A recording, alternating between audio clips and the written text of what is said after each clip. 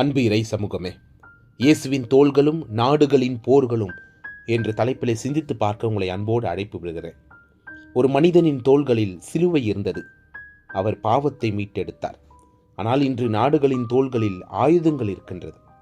இயேசுவின் தோள்கள் காயமடைந்தன. அது மனிதனை காப்பாற்றுவதற்காக. நாடுகளின் போர்கள் காயப்படுத்துகின்றன. அது மனிதனை அழிப்பதற்காக. அவர் அமைதியை விதைக்க தனது இரத்தத்தை சிந்தினார். நாம் அதிகாரத்தை நிலைநாட்ட இரத்தத்தை சிந்துகிறோம். சிலுவை சுமந்த தோள்கள் பகையை சுமக்கவில்லை, அவை மன்னிப்பை சுமந்தன. ஆனால் இன்று எல்லைகள், மொழிகள், மதங்கள், அரசியல் இவை எல்லாம் மனிதனுக்கு எதிராக நிறுத்துகின்றன.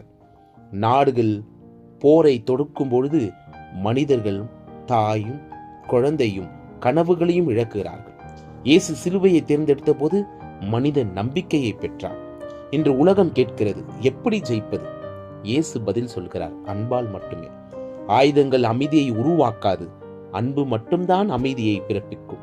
நம் தோள்களில் ஆயுதங்களை சுமக்க வேண்டுமா, அல்லது இயேசுவை போல உலகத்தின் காயங்களை சுமக்க தயாராக இருக்க வேண்டுமா? சிந்திப்போம். ஆமேன்.